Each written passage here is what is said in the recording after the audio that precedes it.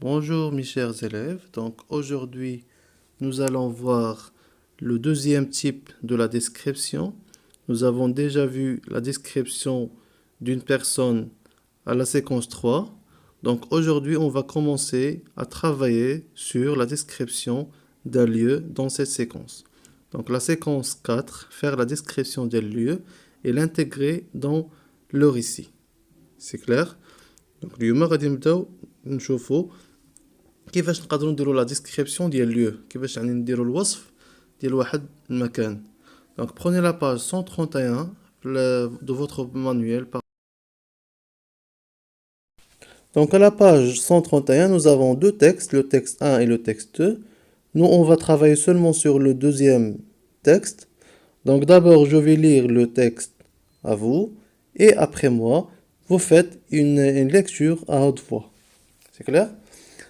La case de mon père était faite de briques en terre battues et pétrées avec de l'eau. On est pénétré par une porte rectangulaire. À l'intérieur, un jour avare tombait d'une petite fenêtre. À droite, il y avait le lit, en terre battue comme les briques, garni d'une simple natte en osier tressé et d'un oreiller bourré de capoc. Au fond de la case, et tout juste sous la petite fenêtre, là où la clarté était la meilleure, se trouvaient les caisses à outils. À gauche, les bobos et le pot de prière. Enfin, à la tête du lit, il y avait une série de marmites contenant des extraits de plantes et d'écorces. Ces marmites avaient toutes des couvercles de tôle. Ce texte de Kamaralei, l'enfant noir. Donc on va commencer par la réponse de quelques informations, bien de quelques questions. Donc les éléments du texte. Donc le personnage trouvant dans ce texte, ou bien le personnage qui parle dans ce texte, c'est le narrateur, ou bien un enfant qui raconte une histoire d'une maison, bien il décrit une maison de son père. Le lieu décrit dans ce texte, c'est la case du père du narrateur. Comme vous voyez dans l'image, donc هي واحد المنزل صغير, une maison, وداروا لنا الوصف ديالو. C'est clair? Troisième question, de quoi s'agit-il? Donc ici dans ce texte, nous avons une description d'un lieu. Donc la case, ça veut dire une maison, il représente un lieu. Et ici, nous avons la description d'un lieu. Donc d'abord, on va commencer par relever les parties décrites dans ce texte. Donc pour décrire un lieu, que nous avons les différentes parties que nous avons dans ce lieu. Et ici, nous avons la description des lieux. Et le lieu, c'est la case. Nous avons le premier lieu décrit, c'est la case. Et au milieu de la case, nous avons plusieurs parties, plusieurs éléments. Le lieu. Donc, les parties décrites dans ce texte, nous avons la case, la porte, la fenêtre, le lit, la tête du lit. اللي هما مكتوبين en rouge. وحنا قلنا داك النهار lorsqu'on veut faire la description ou bien la caractérisation, كنستعملوا soit les adjectifs qualificatifs ou bien les compléments de nom et les comparaisons. Donc هنايا إلا لاحظتوا chaque mot rouge استعملنا معاه شي حاجة, soit كنلقاو معاه un adjectif أو un complément de nom ou bien une comparaison. Et pour décrire un lieu, le lieu et les éléments que nous avons au milieu de ce lieu, nous quelques indicateurs, ou bien qui sont les localisateurs de lieu.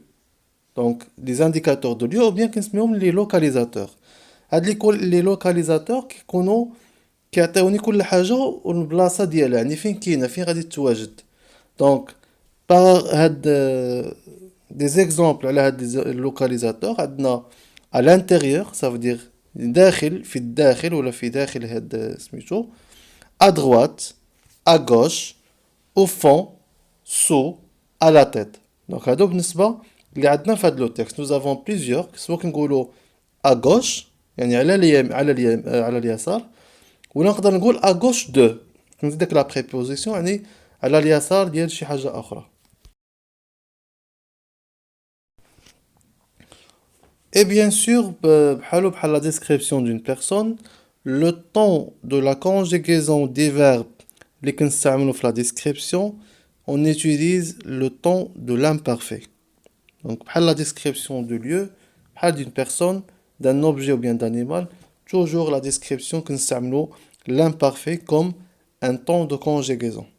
Donc, les verbes اللي عندنا هنا, ils sont tous à l'imparfait. Nous avons le verbe être, on dit était, pénétrer, tomber, avait, était aussi. Ensuite, se trouver, avait et avait au pluriel. Bien sûr, pour faire la description, nous les caractérisants. Les caractérisants, nous avons dit qu'il y a trois. Nous avons les adjectifs qualificatifs, et nous avons les compléments de nom, et nous avons la comparaison. Les adjectifs qualificatifs, ce sont des mots variables. Ils qualifient le nom. دائما كنستعملوا les adjectifs avec le nom. وشفنا إلا غترجعوا les vidéos اللي لحت عندنا الدرس ديال les adjectifs غتفهموا les détails ديال les adjectifs qualificatifs. Concernant les compléments de nom aussi, قلنا entre le nom اللي خاصني نعطيه واحد لو كاركتيريزون تكون عندي une préposition. ومن وراء la préposition soit كيكون عندي un autre nom ou bien un verbe. Par exemple, la table en bois, c'est un complément de nom. La table, c'est le nom. En bois, caractérisons le professeur de français, la même chose. On a une préposition entre le nom l'oul et le nom tani. La machine à laver. La même chose. On a le nom ou c'est un verbe. دائما le verbe, le complément de nom qui compte à l'infinitif puisque قبل منه واحد لا بريبوزيسيون مع حروف الجر. وبالنسبه لا كومباريزون اللي قلنا هي التشبيه دائما كنلقاو لادفيرب كوم اللي كيعطيني التشبيه اونتر دو زيليمون. دونك هنايا عندنا لي تراس زيكريت اللي غتكتبوا في الدفتر ديالكم. Donc prenez vos cahiers de leçons, vous écrivez l'activité et le titre de la leçon, la description des lieux et vous écrivez les informations اللي عندنا هنايا. On décrit les lieux, خاصني نزيدو x, donc زيدو واحد x lieu. On décrit les lieux et les parties de lieu, cuisine, jardin, salon, balcon, etc. Pour décrire un lieu, on utilise des localisateurs, les chefs à droite, à gauche, pour préciser la position ou l'emplacement des éléments à droite, à gauche, au fond, etc. Et on peut utiliser aussi des caractérisants qui peuvent être soit des adjectifs qualificatifs, ou bien des compléments de nom, ou bien des comparaisons. Et voici un exercice d'application de ce que nous avons vu. Donc à la page 133, la partie je réinvite ici, l'exercice numéro 1. Donc عندنا هاد l'image, c'est une classe.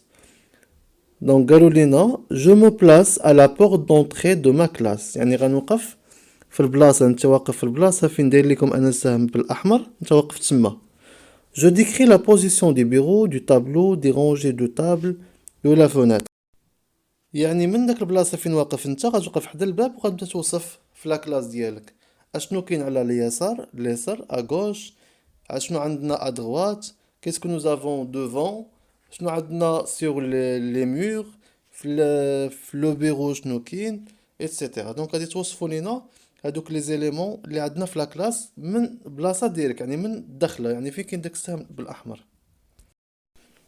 دونك vous faites l'exercice وصيفطوا لي لا ريبونس ديالكم سوا في فيسبوك سوا في واتساب ولا اون كومونتير ايسي، وساعه غادي نصيفط لكم لا كوريكسيون ان شاء الله. Et merci de votre attention.